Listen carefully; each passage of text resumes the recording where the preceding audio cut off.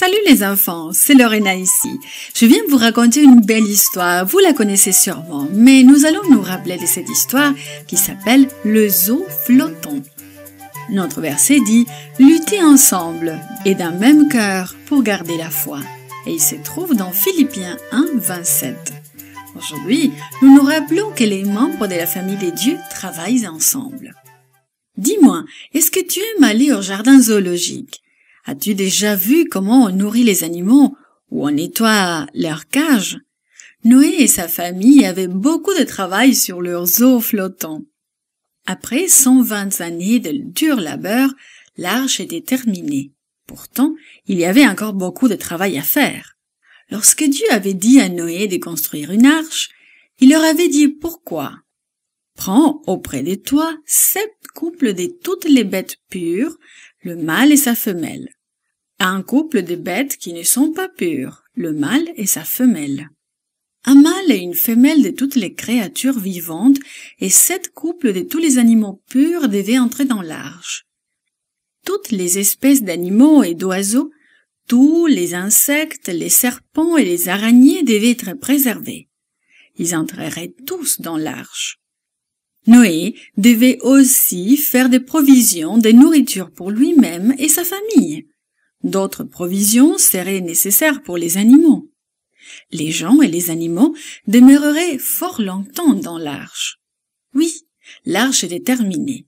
Alors, Noé et sa famille ont commencé à remplir les garde-manger et les salles d'entreposage et à entasser du foin et du grain dans les greniers. Avant longtemps, l'arche était prête à recevoir sa cargaison d'animaux. Et les choses se sont produites comme Dieu l'avait dit. Les animaux sont venus d'eux-mêmes à Noé. En trottinant, en marchant pesamment, en sautant, en rampant, en ondulant, 2 par 2, ils sont venus. Quelle drôle de procession ont-ils dû former! Une main invisible les avait guidés jusqu'à l'arche. Puis, Noé et sa famille les ont conduits à leurs enclos. Bientôt, tout était prêt pour les longs jours à venir. Et maintenant, Noé avait un nouvel emploi, celui de gardien en chef du zoo. Pendant de longs mois, Noé et sa famille ont eu la responsabilité de tous ces animaux. Quel travail! Parfois, il nous semble que nos petits animaux exigent de nous beaucoup de travail. Alors, imagine le travail apporté par des centaines d'animaux. Un bâtiment 1,5 fois aussi long qu'un terrain de football, haut de 3 étages et rempli d'animaux. Tous avaient besoin de manger, tous avaient besoin de boire, et leurs cages ou leurs enclos devaient être nettoyés régulièrement. Ce n'était certainement pas une croisière de plaisir pour Noé et sa famille. Dieu leur avait donné une mission spéciale, et ensemble, ils ont travaillé d'arrache-pied pour prendre soin de leur maison flottante et des créatures que Dieu leur avait confiées.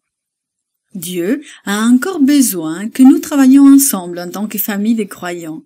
Nos écoles, nos maisons, nos églises ont besoin d'entretien.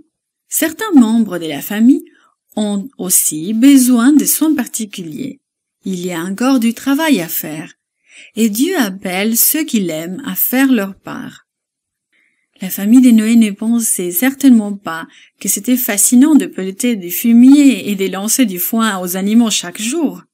Mais c'était le travail que Dieu leur avait confié. Il fallait le faire et ils l'ont fait ensemble.